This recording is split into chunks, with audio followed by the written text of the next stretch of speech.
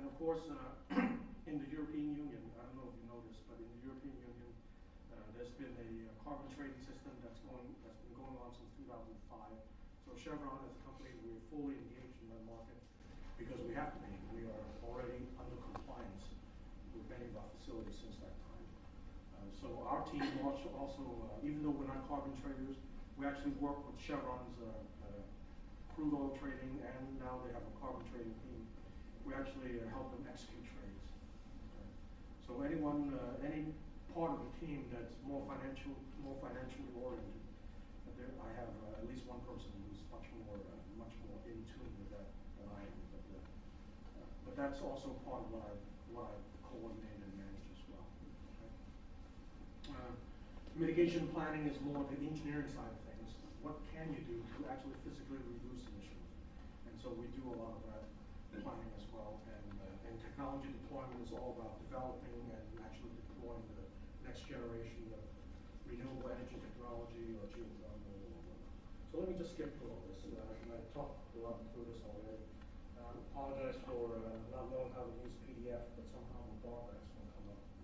So finally we brought them to the market. But in developing countries, like Indonesia is actually one of the better countries to work in. But in developing countries, there are many, many challenges. And we were finally able to bring this electricity to market in 2000. Actually, this one was in 2000. And then in 2006, this particular plant came online. So anyway, just remember, Chevron is actually a geothermal power business, and building up the kind of, okay, what are the options that I have in reducing emissions? How much will it cost me? And then build up an analysis, basically an analytic curve, like what you see here.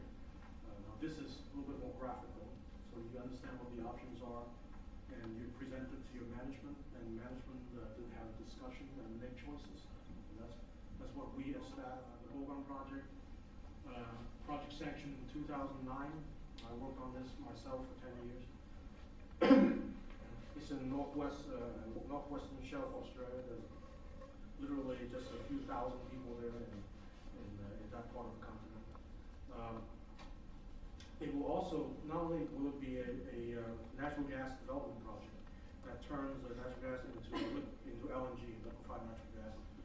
It will be sold to Osaka Gas, Tokyo Gas, and Chubu Electric, the three customers for this gas. But this will also be the largest CO2 injection and storage project in the world in 2014 when it's completed. Okay, we plan to inject about 3.5 million tons of CO2 a year into the formation underneath Barrow Island, about 2,300 meters down. Again, I'm no geologist, but having been with a company like Chevron, you have to learn to speak a little bit geology. But that's what we do. It's a supercritical state. I understand it's supercritical. Anyway, and Chevron also is, again, like I said, made that strategic decision to go into renewable energy. Go ahead, please. What happens to the CO2 after you inject it? Does it just stay there, or does it eventually make its way out? Or do people really know? I'm glad you are keeping me honest. Okay? I was just trying to be very brief.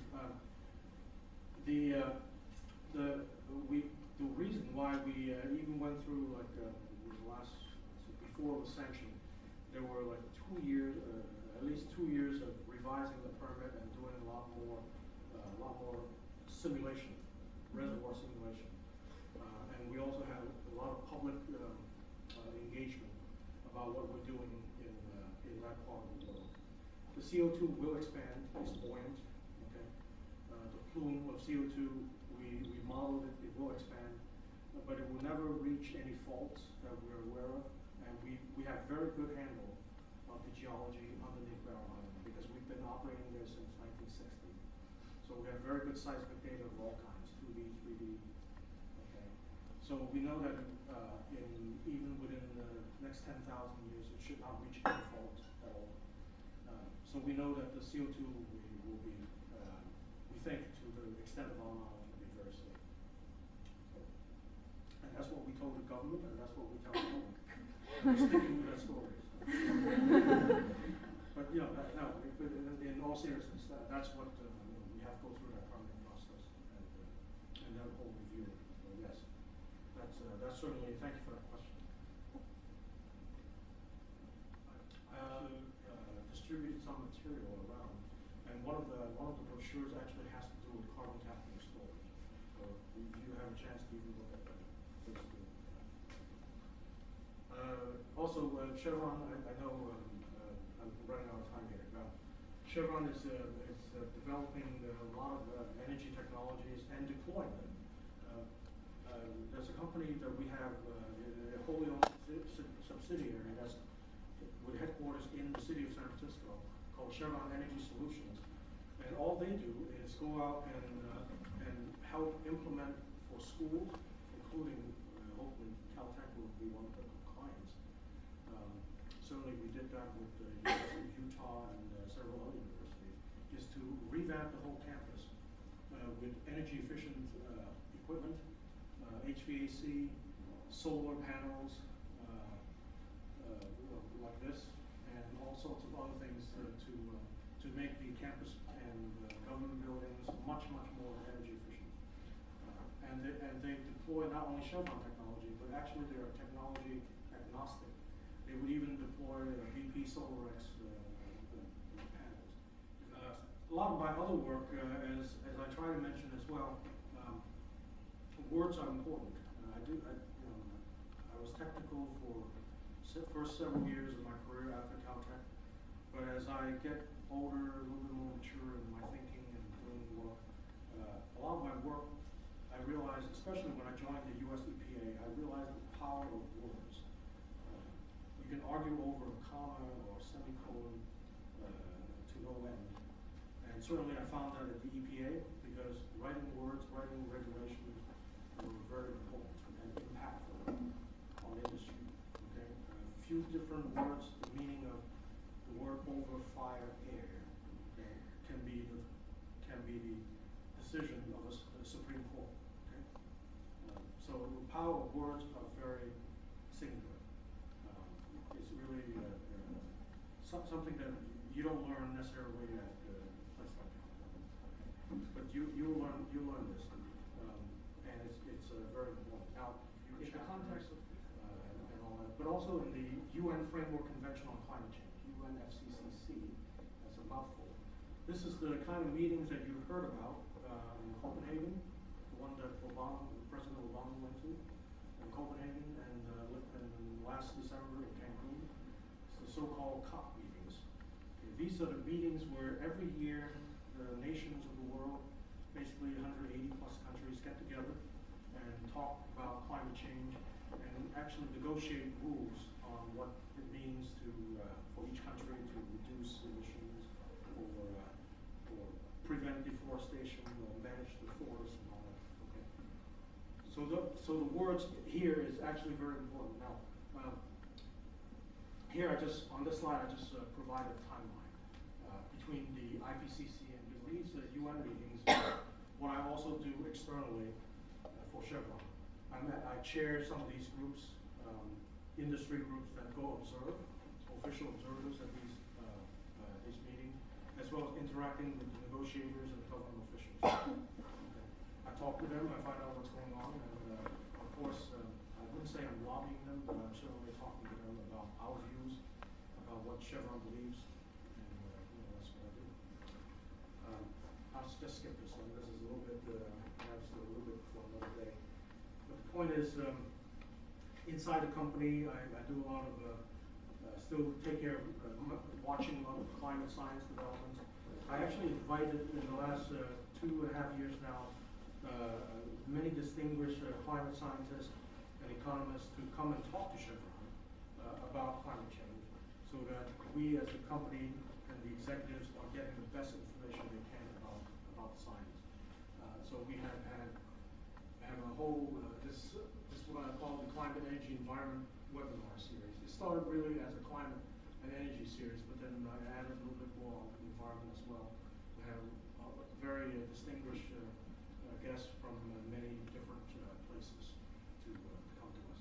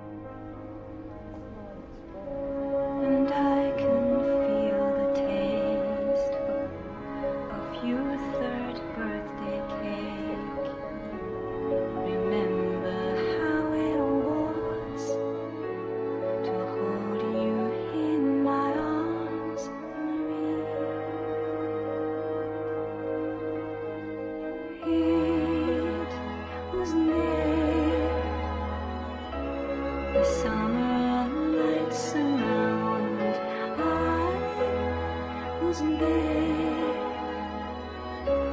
his hand upon my knee,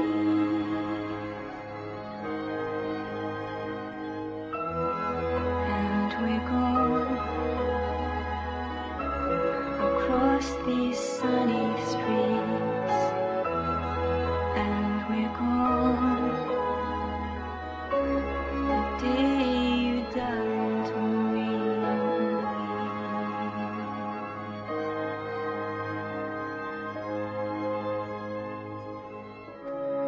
And we go faster now, together through these fields.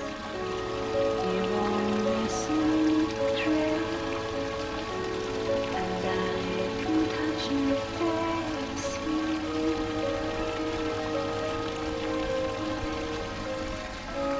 The precious things we found, hidden in the skin.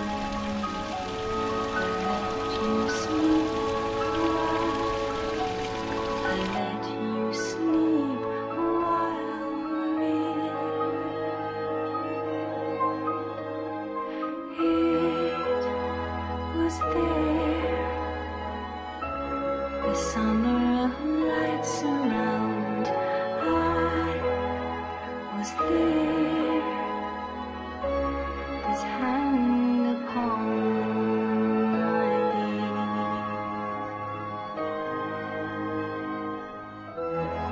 and we're gone across these sunny streets, and we're gone the day